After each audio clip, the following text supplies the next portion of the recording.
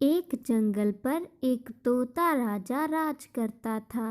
वह बहुत ही क्रूर था, किसी पर दया नहीं करता था। उसने बहुत सारे कर लागू किए थे, जिससे सभी पक्षी बहुत दुखी थे। उसी जंगल में एक गोलू नाम का कबूतर रहता था, जिसका घर बहुत पुराना हो चुका था, जो एक दिन टूट जाता है।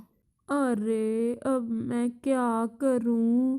मुझे कर भी चुकाना है और ऊपर से मेरा घर भी टूट गया। बेचारा गोलू कबूतर बहुत परेशान था। तभी उसके पास बींदू चिड़िया आ जाती है। अरे गोलू कबूतर, ये तुम्हारे घर को क्या हुआ? इतनी जल्दी कैसे टूट गया? ये तो तुम्हारे लिए बहुत बड़ी मुश्किल हो गई। अरे बींदू, क्या बताऊं तुम्हें।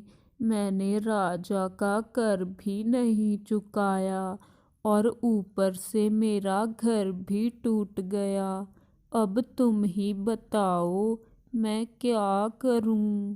हाँ गोलू कबूतर, ये तो बहुत बुरा हुआ तुम्हारे साथ। तुम्हारा घर बनाना भी बहुत ज़रूरी है, लेकिन अगर तुमने कर ना चुकाया तो राजा जी इसकी सज़ा भी देंगे। मैं तो बहुत बुरी तरह फंस गया। मुझे इससे बाहर निकलने का कोई रास्ता ही नहीं मिल रहा। इसका तो अभी एक ही रास्ता निकल सकता है। अगर तुम राजा जी से ये कहो कि तुम्हारा घर टूट गया है, तुम्हें इसकी मुरम्मत करनी है और तुम इस बार कर नहीं चुका सकते, तो हो सकता है राजा जी तुम्हारा कर माफ़ कर दें। अरे बींदु, तुम तो जानती ही हो वो दुष्ट राजा कभी नहीं मानेगा इसके लिए। उसे तो बस धन चाहिए, वो चाहे हम कहीं से भी ला कर दें उसे। हाँ गोलू कबूतर, ये तो तुम सही कह रहे हो, लेकिन तुम एक बार राज दरबार जाकर तो देखो, हो सकता है कोई हल निकल आए। फिर बींदू चिड़िया अपने घर चली जाती है और गोलू कबूतर राज दरबार चला जाता है। कहो, क्या लेने आए हो यहाँ? और तुमने अभी तक कर क्यों नहीं चुकाया? क्या तुम इसकी सज़ा नहीं जानते?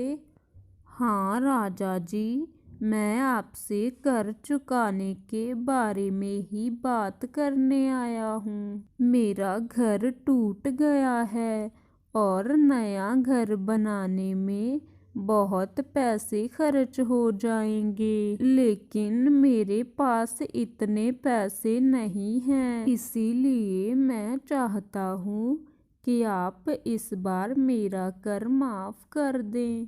अच्छा, अब हमें इस बात का भी ख्याल रखना पड़ेगा क्या कि तुम क्या चाहते हो और क्या नहीं। तुम अपना नया घर बनाओ या कहीं भी रहो, हमें इससे कोई मतलब नहीं।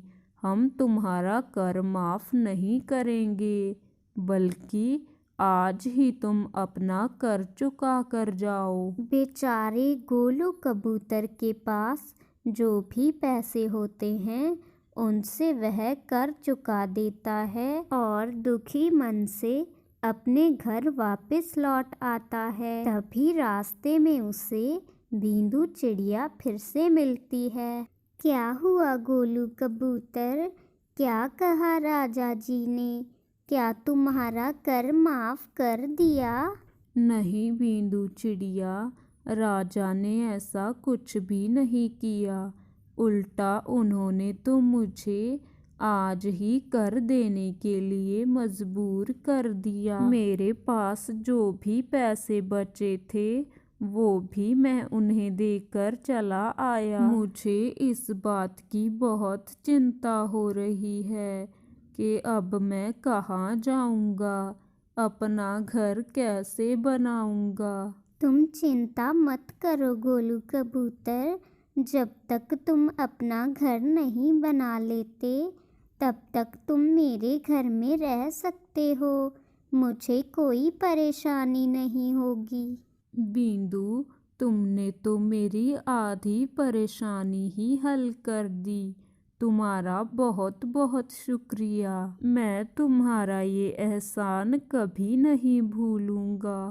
अरे नहीं गोलू भैया, इसमें एहसान की क्या बात है। आपने भी तो बहुत बार मुश्किल में मेरी मदद की है। इस तरह गोलू कबूतर बिंदु चिड़िया के घर रहने लगता है। लेकिन दूसरी तरफ राजमहल में राजा जी की तबीयत अचानक ही बहुत खराब हो जाती है। फिर वैद्य जी को राजमहल बुलाया जाता है। राजा जी की हालत बहुत गंभीर है। उनका बच पाना बहुत ही मुश्किल है। वैद्य जी, कोई तो रास्ता होगा उन्हें बचाने का, जल्दी से बताइए। उन्हें बचाना बहुत मुश्किल है।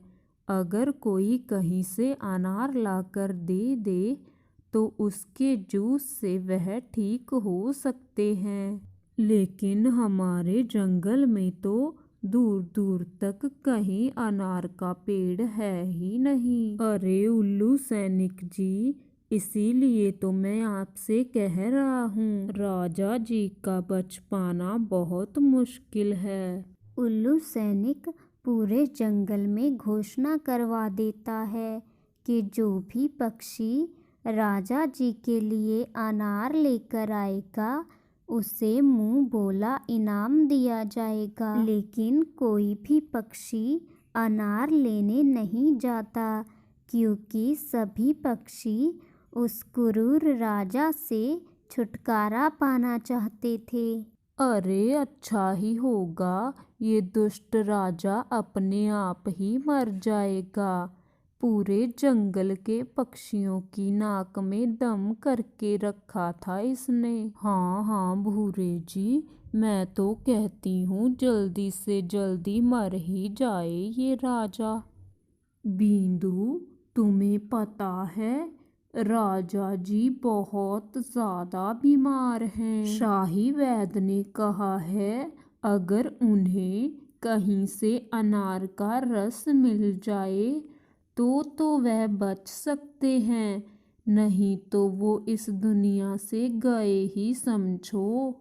लेकिन गोलू कबूतर, हमारे जंगल के आसपास तो एक भी अनार का पेड़ नहीं है। अगर अनार का पेड़ होगा भी तो भी कौन सा हम ले आएंगे। अच्छा ही होगा अगर राजा मर जाए, हमारी जान छूटेगी। नहीं गोलू कबूतर, ऐसा नहीं कहते। राजा जी चाहे जितने भी बुरे हैं, लेकिन उनकी बुराई को देखकर हमें अपनी अच्छाई नहीं छोड़नी चाहिए। अगर हमें कहीं से अनार मिल जाए तो हम राजा जी को ज़रूर देंगे। हाँ बिंदु, मैंने भी गुस्से में राजा जी को कुछ ज़्यादा ही बुरा कह दिया, और मैं एक जगह जानता हूँ जहाँ से हमें अनार मिल सकते हैं। अच्छा, तो ये बात आपको पहले बतानी चाहिए थी। चलिए अब जल्दी से चलते हैं। फिर चिड़िया और कबूतर दोनों अनार लेने चले जाते हैं।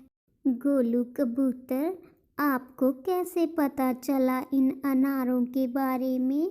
एक दिन भोजन की तलाश में मैं भटक गया था और यहाँ पहुँच गया, इसीलिए मुझे इस जगह का पता था।